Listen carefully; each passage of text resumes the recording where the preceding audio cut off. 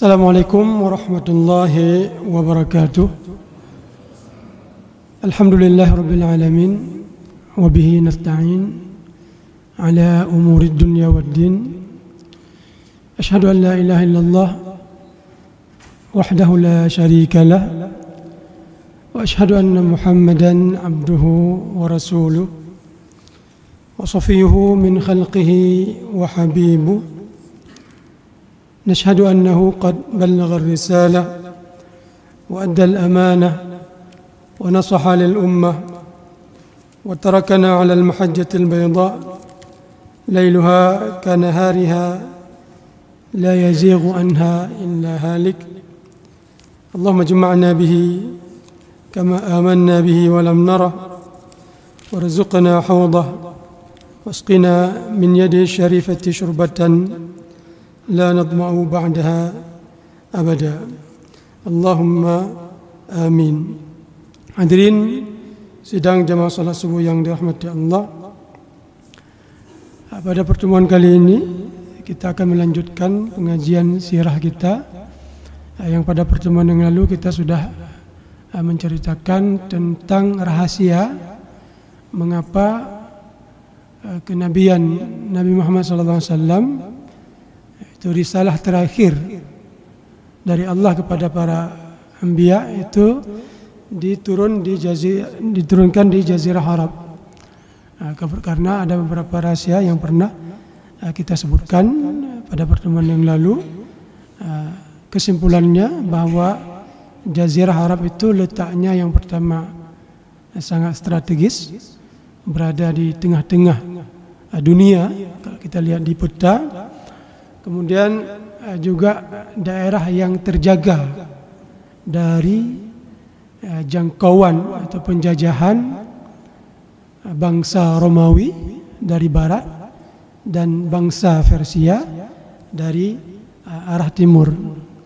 Jadi kondisi terjaga demikian salah satu rahasia kenapa nantinya Allah memilih Rasulullah SAW yang berasal dari Jazirah Arab. Itu mengenai sisi geografi. Sisi lain, mengapa Allah memilih Muhammad sallallahu alaihi wasallam sebagai rasul terakhir, yaitu dari sisi keluarga. Beliau berasal dari keluarga yang mulia. Dalam satu hadis Nabi sallallahu alaihi wasallam bersabda, "Innallaha istafa." Allah memilih Kinanah min waladi Ismail. Jadi Allah memilih dari beberapa anak Ismail itu, cucu Ismail itu, salah satu dari anak beliau itu namanya Kinanah. Cucunya, bukan anak langsung. Allah pilih Kinanah di antara anak-anak yang lain, di antara cucu-cucu yang lain.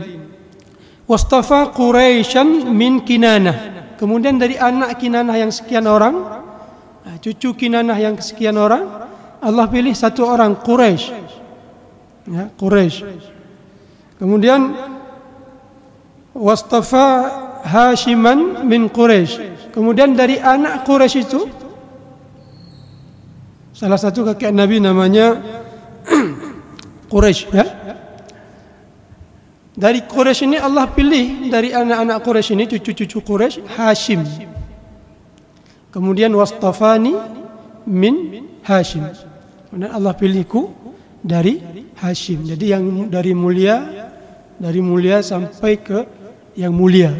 Itu dari segi aspek keluarga, ya, tidak ada celah untuk kita cari tahu ungkit kesalahan keluarga. Tidak ada celah, ya, tidak ada celah dari segi itu. Kemudian mungkin ada yang bertanya ya, atau anggapan atau terbesit di kepala kita, Ismail itu kan ibunya itu kan Hajar. Hajar itu kan dari kalangan budak. Ya, mungkin ada yang mengatakan demikian. Budak itu kan tidak mulia. Mungkin ada anggapan demikian. Tidak semua budak itu tidak mulia. Ya. Ada budak memang statusnya sebagai budak, tapi dia memang mulia. Apa maksud mulia? Artinya berasal dari keturunan mulia, keturunan raja misalnya. Siti Hajar salah seorang yang berbentuk demikian. Beliau memang pada saat itu diberi hadiah oleh salah seorang raja, disebut raja itu raja Mesir ya, kepada Nabi Ibrahim, kepada Siti Sarah. Kemudian Siti Sarah nantinya memberikan hadiah kepada Nabi Ibrahim yang berupa seorang budak. Tapi pada dasarnya beliau itu bukan budak-budak memang ya, tapi dari anak raja. Kisahnya demikian. Suatu hari pada saat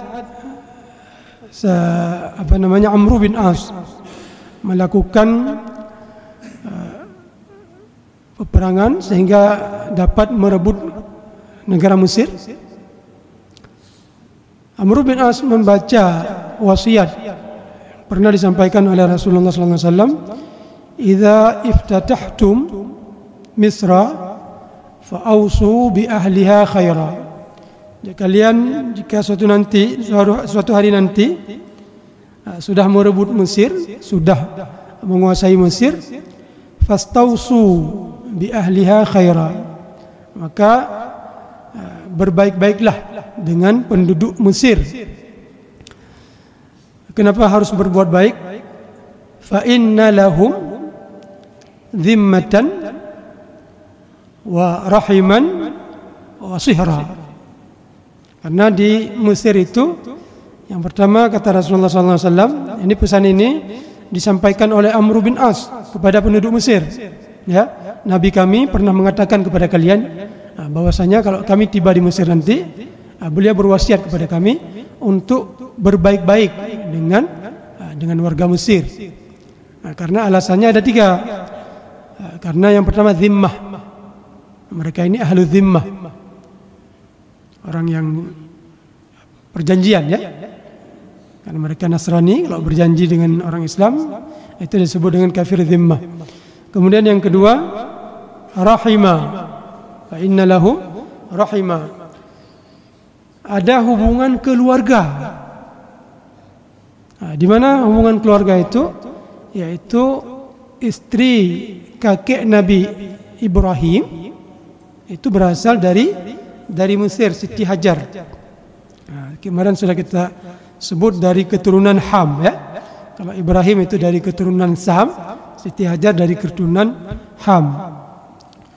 Kemudian warga Mesir menjawab, ya, iya Siti Hajar memang dari negeri Mesir, dari negara kami. Beliau itu, ini kata penduduk Mesir yang disebut oleh Ibnu Khaldun dalam kitab beliau jilid kedua halaman 88. Warga Mesir menjawab pada saat Amr bin As menyampaikan wasiat Nabi itu, ya, Siti Hajar itu dari kami. Beliau itu salah seorang putri dari raja-raja kami. Nah, begitu jawabannya. Siti Hajar itu salah satu putri dari raja-raja kami, yang pada saat itu terjadi peperangan. Nah, disebutkan dalam kitab Ibnu Khaldun itu, Tarikh Ibnu Khaldun, antara raja yang berada di Ainus Syams. Ainus Syams itu kalau kita pernah ke Mesir, itu sampai sekarang tempat itu masih namanya Ainus Syams. Antara raja Ainus Syams itu dengan raja yang lain terjadi pertempuran sehingga salah satu dari kerajaan ini terkalahkan. Maka ditawanlah salah satu di antara mereka putri raja yang terkalahkan ini. Jadi Siti Hajar ini bukan budak-budak sembarangan ya. Beliau ini anak raja. Kemudian jatuh ke tangan raja yang lain. Yang pada saat datangnya Nabi Ibrahim yang dulunya dari Irak, setelah beliau sebagaimana kisahnya kita ketahui bersama, susah ya berdakwah di negeri Irak sampai beliau harus dibakar. Kemudian Allah selamatkan beliau. Ya naru kuni bardan wa salaman ala Ibrahim, wahai api, jadilah dingin dan keselamatan bagi Ibrahim. Maka setelah kejadian itu Nabi Ibrahim nyohana canli, enggak cocok lagi untuk berdakwah di Irak.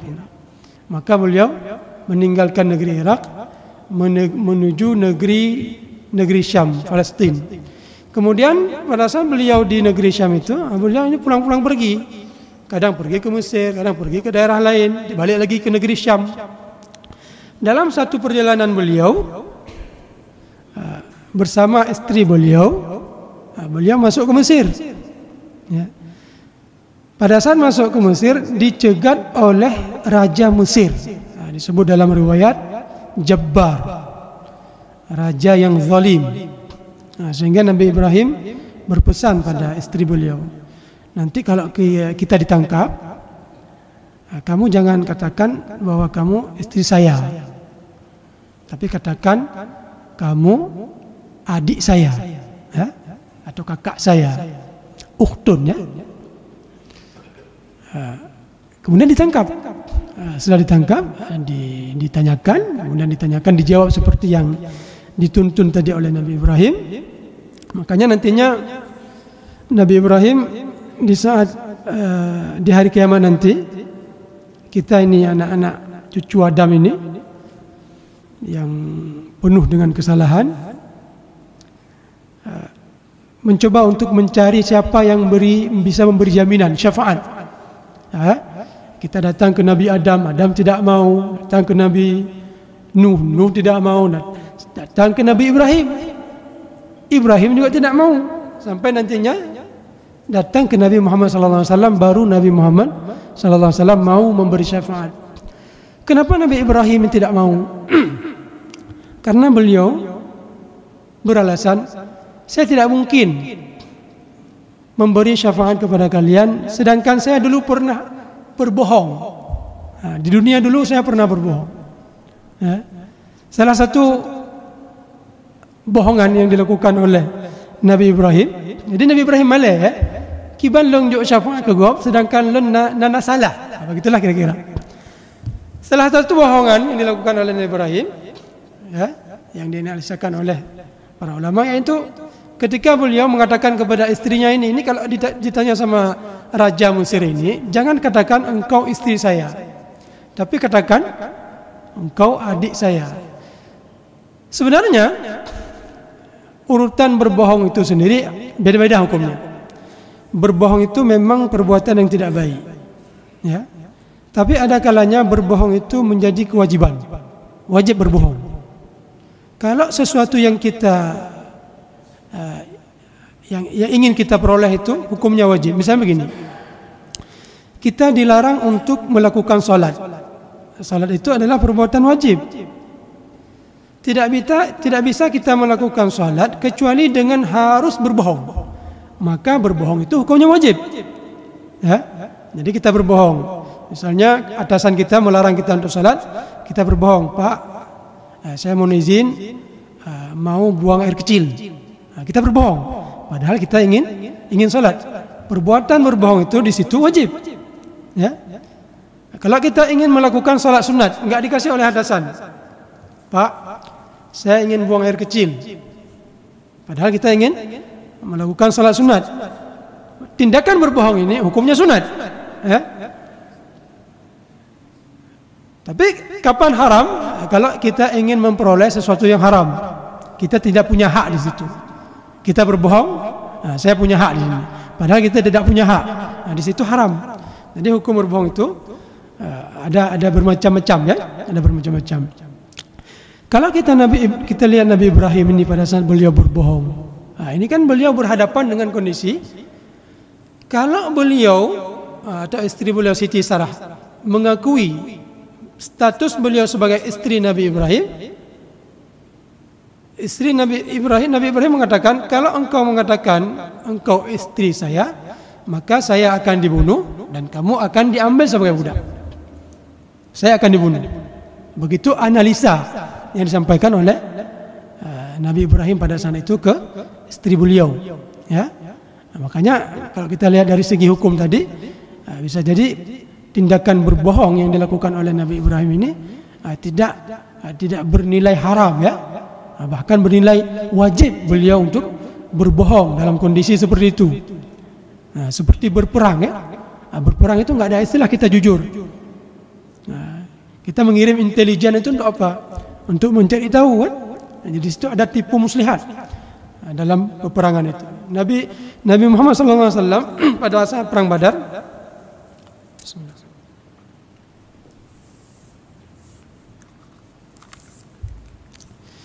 Nabi Muhammad SAW pada saat perang Badar berjumpa dengan salah seorang masyarakat Arab yang sedang berada di situ. Beliau bertanya, adakah engkau melihat pasukan Quraisy yang melewati daerah ini? Dia menjawab, saya tidak mau memberi jawaban sebelum engkau memberitahu siapa dirimu ini. Kalau engkau beritahu siapa kamu ini, saya akan menjawab. Kemudian Rasulullah SAW menjawab, nahnu min ma', kami dari air. Dipahami oleh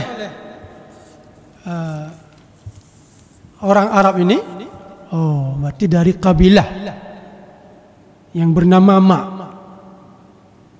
Kalau gitu saya beritahu, tadi saya ada melihat orang Quraisy melewati daerah ini. Kemudian Rasulullah berangkat pergi. Apakah Rasulullah itu berbohong? Ya, Rasulullah tidak berbohong. Kenapa? Karena semua kita ini berasal dari air. Ya. Wa ja'alna kulla syai'in hayyin, wa ja'alna minal ma'i kulla syai'in hayyin.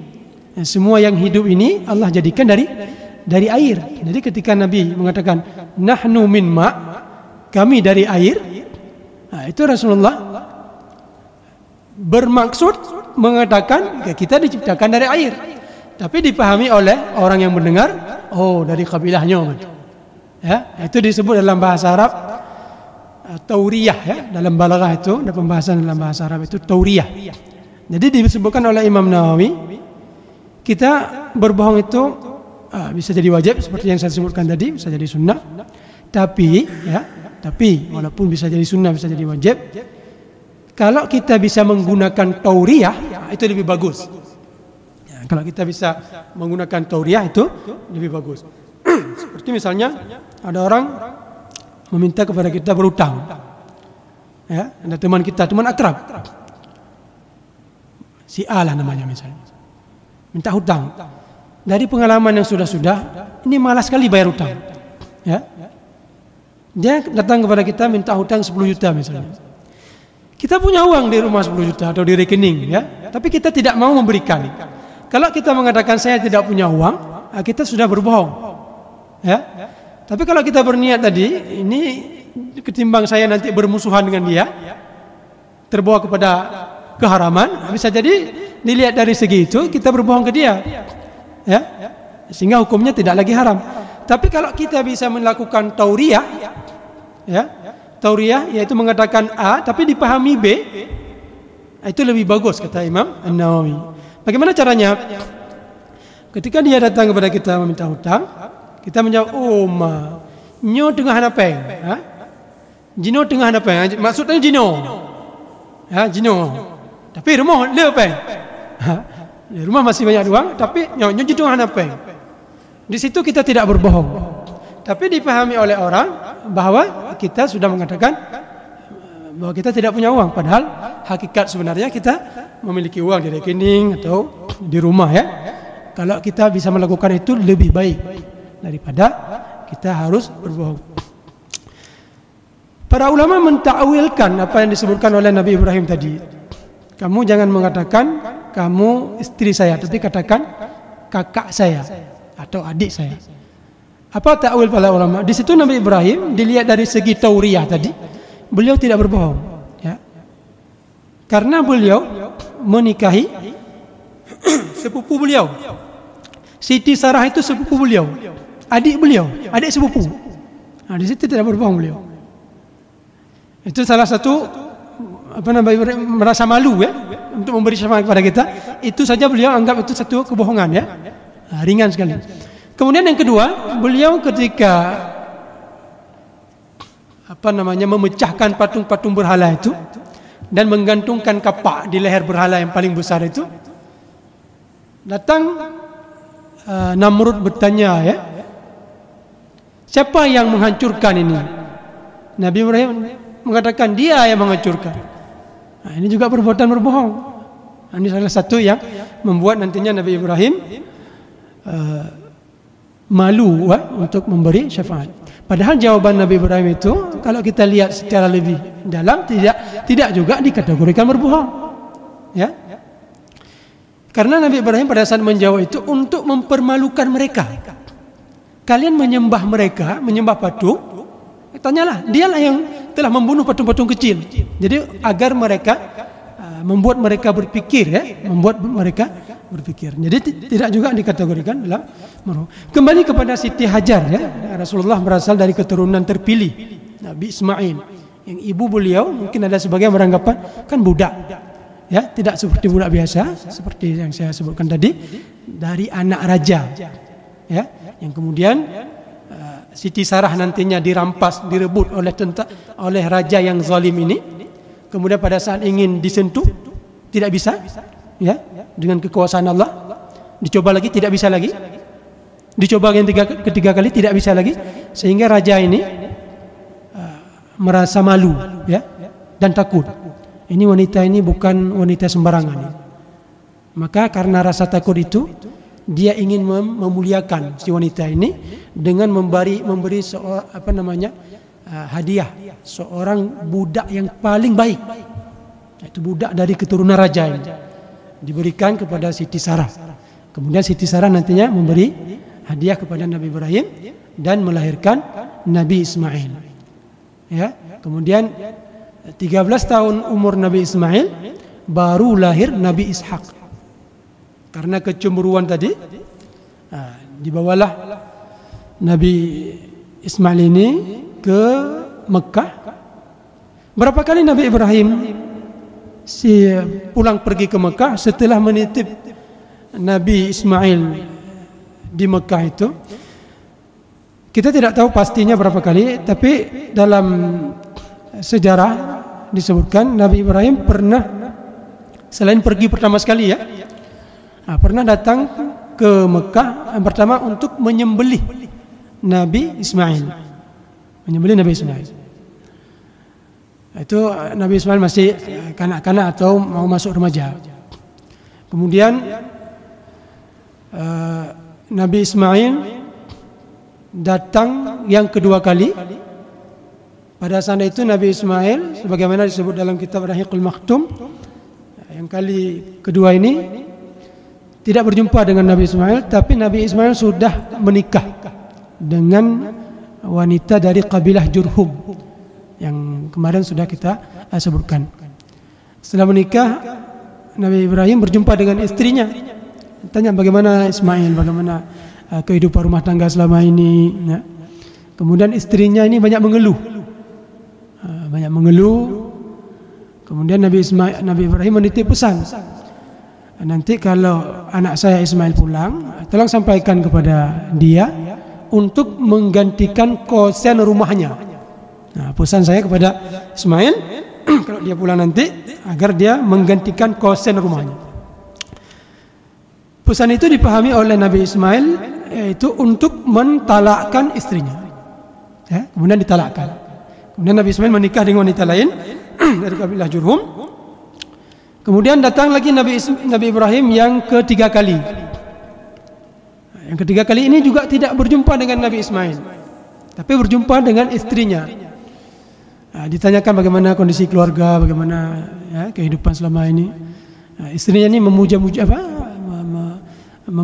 Nabi Ismail, alhamdulillah baik-baik ya. Kemudian Nabi Ibrahim menitip pesan, nanti kalau anak saya pulang, Nabi Ismail tolong titipkan pesan untuk dipertahankan kosan rumahnya. Ya, dipahami oleh Nabi Ismail bahwa istrinya ini baik untuk dipertahankan. Kemudian kali yang keempat, ini Nabi Ismail sudah besar. Di situ di kali yang keempat ini Nabi Ibrahim bersama Nabi Ismail membangun Ka'bah. Membangun Ka'bah. Dan Nabi Ismail sebagai sosok yang menjaga Ka'bah. Makanya kemuliaan itu turun-temurun sampai kepada Abdul Muttalib. Pernah nanti kota Mekah itu berpindah tangan dari keluarga mereka, direbut oleh kabilah Khuza'ah. Tapi nantinya mereka terkalahkan dan direbut kembali oleh Quraisy. Quraisy, maka nanti ada kisah pada saat Khuza'ah itu terkalahkan, mereka menyembunyikan sumur Zamzam. Sehingga nantinya di masa Abdul Muttalib dimimpikan sumur Zamzam itu, sehingga beliau mendapat wewenang untuk memberi minum jamaah haji. Itu sekilas tentang sosok Nabi Muhammad SAW. Dilihat dari segi keluarga, bahwa beliau berasal dari keluarga yang sangat mulia, keluarga pilihan. Kalau tadi Siti Hajar salah seorang dari nenek beliau, mungkin ada pernah kita dengar atau ada orang yang mengungkapkan, musuh-musuh Islam mengungkapkan dari kalangan muda, tapi jawabannya sebagaimana yang saya sampaikan tadi. Bahkan dulu Sayyidina Husain pada saat Kisra Raja Iran itu terkalahkan di masa Sayyidina Umar, itu ada 3 anak raja dibawa oleh Sayyidina Umar ke Madinah. Sayyidina Umar mengatakan, ini 3 anak putri raja ini kita jual, ini harganya pasti mahal. Dijawab oleh Sayyidina Ali, tidak boleh dijual, ini anak raja, walaupun dia budak tapi harus dimuliakan. Makanya ketiga anak perempuan ini dinikahkan dengan anak sahabat-sahabat pilihan. Salah satunya dinikahi oleh Sayyidina Husain. Kemudian anak yang kedua, putri raja ini, dinikahi oleh Muhammad bin Abu Bakar, anak Abu Bakar. Kemudian yang ketiga dinikahi oleh Abdullah bin Umar. Ini anak sahabat pilihan. Anak Ali, Husain, anak Abu Bakar, Muhammad, kemudian anak Umar, Abdullah bin Umar. Ketiga anak raja ini dinikahi oleh Umar. Yang salah satunya hasil pernikahan Sayyidina Husain dengan anak raja ini melahirkan Ali Zainal Abidin. Ali Zainal Abidin. Dari sekian anak dari Sayyidina Husain, semua terbunuh di Karbala kecuali Ali Zainal Abidin ini, yang sampai sekarang keturunan beliau masih terjaga sampai sekarang. Makanya orang Iran, kenapa mereka sangat fanatik dengan Syiah? Karena salah satu alasannya, ini Husain ini pernah menikah dengan keturunan kami, dengan anak Raja Kisra ini. Begitulah sekilas, bahwa tidak selama yang berasal dari tawanan perang yang kemudian jadikan budak itu tidak dipandang mulia. Tergantung siapa. Kalau anak raja tetap mulia. Dan Rasulullah SAW yang berasal dari Siti Hajar, beliau berasal dari keturunan yang sangat mulia. Mudah-mudahan itulah sekilas tentang gambaran singkat dari segi keturunan Rasulullah SAW pada pertemuan hari ini. Dan pertemuan yang lalu kita sudah menceritakan dari segi geografi. InsyaAllah pada pertemuan yang akan datang kita akan memasuki sesi kelahiran Rasulullah SAW sampai beliau diutus menjadi Rasulullah SAW. Mudah-mudahan ada faedah yang kita dapatkan pada pagi subuh yang berbahagia ini. Lebih dan kurang saya mohon maaf. Wabillahi taufiq wal hidayah. Assalamualaikum warahmatullahi wabarakatuh.